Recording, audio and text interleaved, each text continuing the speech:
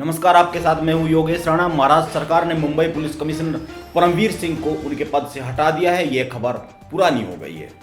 खबर यह नहीं है कि परमवीर सिंह को पद से हटा दिया है और उनकी जगह पर हेमंत नागराले को नया कमिश्नर बनाया है।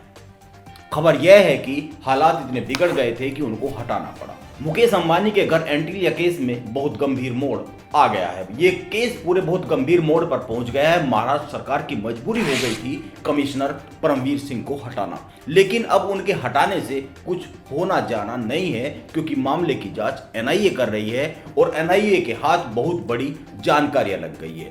वो इन जानकारियों को शेयर भी कर रही है। उसने एक फोटो भी शेयर किया है। उसके हाथ एक सीसीटीवी फुटेज लगी है और उस सीसीटीवी फुटेज के वीडियो भी मीडिया के पास आ गए हैं। कुछ फोटो मीडिया के पास आ गए हैं। सबसे पहले इस केस की अब तक की कुछ अपडेट्स पर नजर मार लेते हैं। 25 फरवरी को जिलेटिन छड़ों से भरी एक स्कॉर्पियो कार मुकेश अंबानी के मुंबई स्थित घर के बाहर मिली।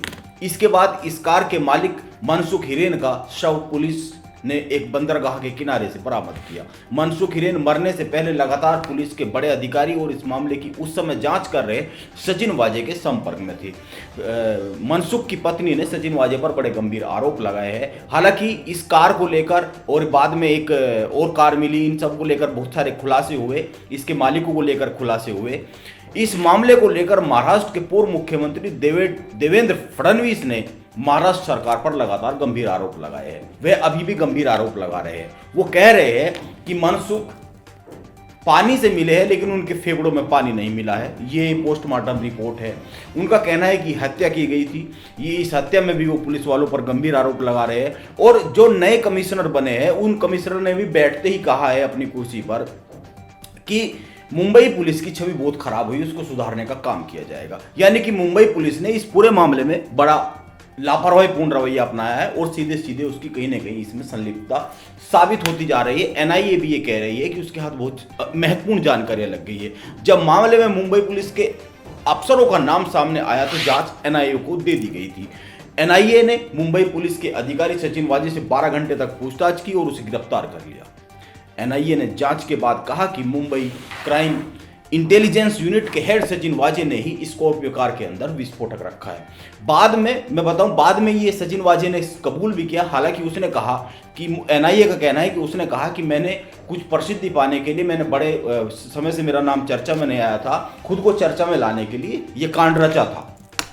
एनआईए ने सचिन वाजे के लैपटॉप, कंप्यूटर, आईपैड और कुछ कागजात जब्त किए और कहा कि सचिन वाजे ने सबूतों को नष्ट कर दिया है। एनआईए टेक्निकल एक्सपर्ट की मदद से नष्ट किए गए सबूतों को दोबारा प्राप्त करने का काम कर रही है।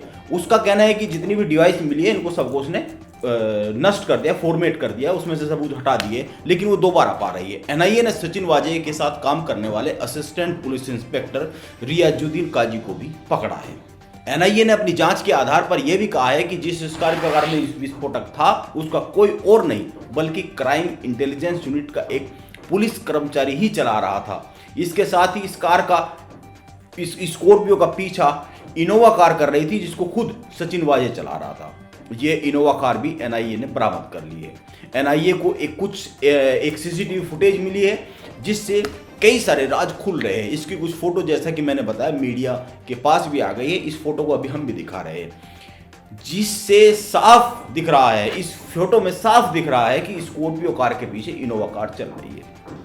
इन सारी बातों से एक बात तो साफ हो जाती है कि विस्फोटक से भरी स्कॉर्पियो कार को मुकेश अंबानी के घर के पास खड़ा करने में पुलिस के बड़ा अधिकारियों की सीधी भूमिका रही है। अब बड़ा सवाल यह आता है कि सचिन वाजे ने मुकेश अंबानी के घर के बाहर विस्फोटक से भरी कार क्यों खड़ी की। इसका जवाब तलाशने की थोड़ी सी कोशिश कर लेते हैं। परमवीर सिंह ने चर्चित टीआरपी घोटाला उन्होंने खोला प्रेस कॉन्फ्रेंस की, जिसमें अर्नब गोस्वामी को गिरफ्तार किया गया था। इंटीरियर डिजाइनर नायक की आत्महत्या का मामला, कंगना और ऋतिक के बीच ईमेल विवाद, रैपर बादशाह के फेक फॉलोअर्स बढ़ाने जैसे महत्वपूर्ण मामलों की जांच सचिन वाजे को दी है। ये सीधे परमवीर ने उसको जांच दी है।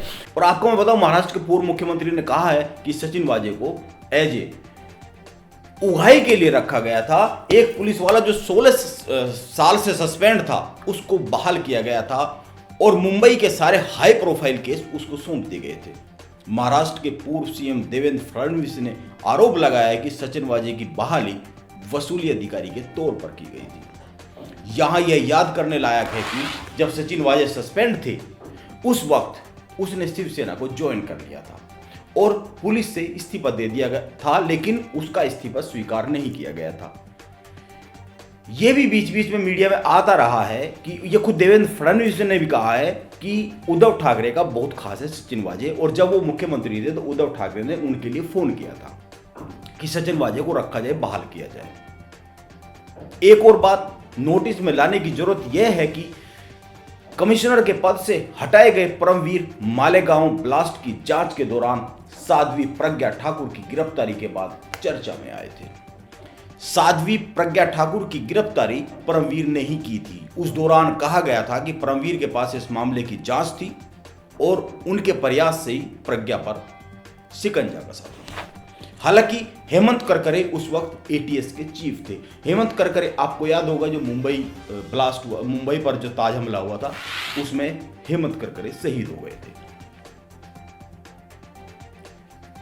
यह पूरा मामला इतना पेचीदा हो गया है पिछले 24 घंटे के अंदर अंदर कि शिवसेना के प्रवक्ता संजय राउत कह रहे हैं कि महाराष्ट्र की सरकार को गिराने का एक षड्यंत्र रच रहा है केंद्र सरकार महाराष्ट्र की सरकार को गिराने की साजिश रच रही है।